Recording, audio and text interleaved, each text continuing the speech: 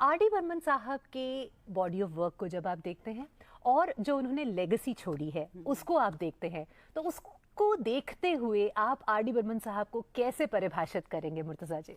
Another कंजमेट artist, उनका जो भी पहलू था उनके काम का, जो भी उन्होंने किया, सबसे पहले तो मैं आप लोगों को यहाँ पे बधाई देना चाहता हूँ। क्या जेम्स निकाल के लाते हैं आप, जो आज फुटेज हमने देखी अभी पंचम दा की, it's such a treasure and Doordarshan has so much of this treasure. बहुत कमाल के हर बार कुछ ना कुछ लेके आते हैं। So I am really really happy कि वो देखने को मिला हमें। The credit goes to the production team. So you could see how good he was on the stage, you know. आज की जनरेशन के बहुत सारे लोग सिर्फ उनको जानते हैं कि उन्होंने कुछ मूवी में रोल्स किए हैं और बहुत कमाल की म्यूजिक कंपोजर थे, but look at how good he was live on the stage. He was really in his own element, in his own zone there. और आशा जी के साथ क्या जबरदस्त, और वही जो एफर्वेसेंस उनके मतलब स्टेज एक्ट्स में दिखता था, आई थिंक दैट इज व्हाट निकल कर आता है जब हम उनके म्यूजिक की भी बात करते हैं। एब्सोल्युटली। और आपको ये भी समझना होगा कि जो भी वो कर रहे थे, that was actually trend setter in that time. Because आजकल आप देखें तो एक बहुत कॉमन ट्रेंड हो गया है कि जो हमारे म्यूजिक डायरेक्टर्स हैं वो अलग अलग सिंगर्स को बुलाते हैं, they experiment that whose voice will work. और आज ये लगता है कि बहुत आम सी बात है, but he was the one who started it.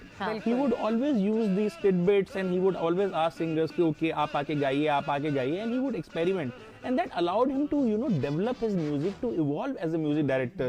Because उससे पहले conventionally क्या रहता था कि that you will decide, okay, this is a song, and you will decide, okay, this is a singer. So वहाँ पे experimentation नहीं रहती थी, and he brought in a lot of system, a lot of। तो अगर जो Indian music जो truly international हुआ है, आज हम A.R. रहमान साहब की बात करते हैं, आज हम अमित त्रिवेदी की बात करते हैं, but अगर आप इन सबको देखें तो they have all taken great inspiration from, पंचम दा। वो जिस तरह के changes लेके आ रहे थे, starting with 60s, because आपको ये समझना पड़ेगा कि आप जब सचिन देव बर्मन के घर में जब आप पैदा होते हैं, जब आप उनके बेटे हैं, तो you have big shoes to fill. और उसके बाद हर बार आपका बेंचमार्क एक सेट हो जाता है कि ओके यार, ये सचिन देव बर्मन के बेटे हैं, तो इनसे सर्टेन एक्सपेक्टेशंस हैं। और बहुत शुरुआत में तो ऐसा हुआ कि उनके जो फादर थे वो खुश नहीं थे।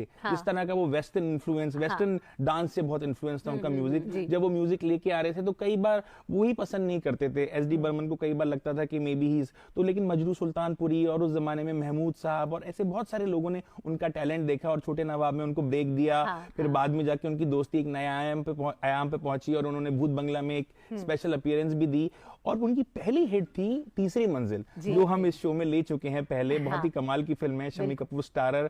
तो वहां से उनकी सफलता का जो सीढ़ी स्टार्ट हुई, वो अगले आयाम पे लेते गए। हर दशक के साथ एक नया आर डी बर्मन हमें देखने को मिला। और कौन भूल सकता है 1942 अ लव स्टोरी। आपको ये भी मैं बता दूं, बहुत इंटरेस्टिंग चीज है और विदु विनोद चोपड़ा भी अक्सर बताते रहे हैं कि there was a point in time when Vidhu Vinod Chopra was a little disappointed कि किस तरह का म्यूजिक आजकल देखने को मिल रहा है। और उस जमाने में R D Burman was not very commercially viable. तो स्टूडियोज ने बोल दिया था that we don't want him. But Vidhu Vinod Chopra उनके पास गए और बोला, दा for me you are the greatest musician alive. Absolutely. And please give me something that the world should remember and which is actually worthy of doing something like this. And then it took him 2 weeks and that's when he gave him the wonderful music, and the rest, as they say, is history. आज भी आप music सुन लीजिए, चाहे उनकी early films का, जैसे हमने तीसरी मंजिल की बात करी, चाहे आप देख लीजिए बीच में जो उनका किशोर दा के साथ हमने लास्ट वीक बात भी करी थी राजेश खन्ना के गानों की। 32 फिल्म्स में किशोर कुमार, राजेश खन्ना और पंचम दा का कॉम्बिनेशन आपको देखने को मिलता है। और वो गाने हम डिस्कस कर रहे थे कि कैसे एवरग्रीन है, आप कभी भी सुन सकते हैं, वो उनका मैजिक है। प्लस मोहम्मद रफी के साथ भी जो उनकी कोलैबोरेशन है वो बहुत कमाल की है। प्लस मैंने 1942 अ लव स्टोरी इसलिए बताया कि that's how it's like a swan song of his career. So starting is also on a high and it's ending also on such a high. That was Pancham Da for me. And the experiments that he did. मुझे नहीं लगता कि आज तक music industry में कोई एक ऐसा म्यूजिक डायरेक्टर होगा जिन्होंने उनके जितना एक्सपेरिमेंट किया। आप चुरा लिया है जो दिल की बात करें तो उसमें उन्होंने ग्लास पे म्यूजिक बजाया। धन्नो की आंखों में वो ट्रेन का जो म्यूजिक है वो, और फिर आपके कमरे में कोई रहता है, उसका जो ट्रीटमेंट है, आई थिंक वो आज तक किसी और गाने में हुआ ही नहीं। I would say that he was an engineer, he was an artist.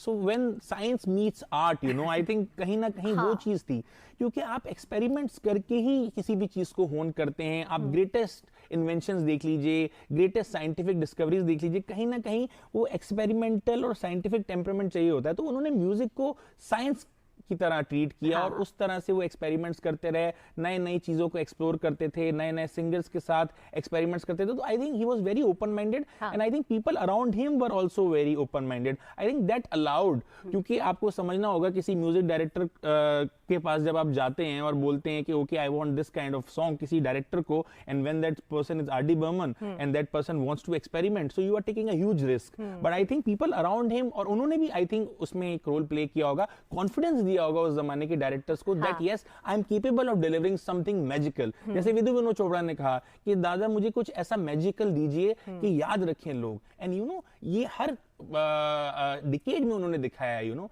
चाहे हम 60s की बात करें, चाहे हम 70s की बात करें, चाहे हम 80s की बात करें, चाहे हम 90s की बात करें। इनफैक्ट 300 प्लस मूवीज में जो उन्होंने गाने दिए, हर जगह उनका मैजिक, उनका जो एक्सपेरिमेंटल टेम्परामेंट है और उनका जो बेस्ट देने का एक एक बहुत डीप हंगर था, वो I think it comes out so well. हाँ, और मुझे लगता है कि अगर ये कहना भी गलत नहीं होगा कि आर.डी. बर्मन जी का म्यूजिक ही एक मूवी के हिट होने के लिए काफी था। या आई थिंक एक ऐसा वक्त था कि यही बोल के मूवीज हिट हो जाती थी कि इसमें आर.डी. बर्मन का म्यूजिक है।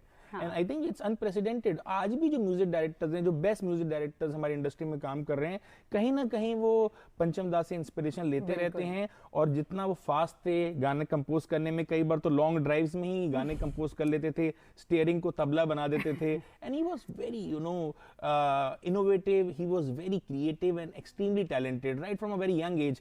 सर, जो तेरा चकराए का जो धुन है वो एस.डी. बर्मन साहब ने जो यूज भी की है प्यासा में, जो हम रेकमेंड कर चुके हैं इससे पहले हमारे शो में, वो एक्चुअली में एज अ चाइल्ड उन्होंने बनाई थी वो धुन। तो आप सोचिए कितने टैलेंटेड थे। इवन एट द यंग के पांव तो पालने में ही नजर आने लगते हैं, तो उनका जो टैलेंट था वो बचपन से ही दिखने लग गया था। बट वो कहते हैं ना कि एक बहुत बड़े वृक्ष के अंदर कई बार वो टैलेंट ना दब भी सकता है। So I think that was his tenacity कि एस.डी. बर्मन के अंदर रहते हुए भी आर.डी. बर्मन इतना बड़ा निकल के आया, and I think he surpassed everybody around him at that point in time. True, he was truly a legend. और यही कारण है, जैसा हमने पहले भी कहा था, कि जितने भी लोग भारतीय सिनेमा को संगीत से प्रेम करते हैं, उन सबके हृदय में आर.डी. बर्मन जी अमर हैं। Truly, absolutely.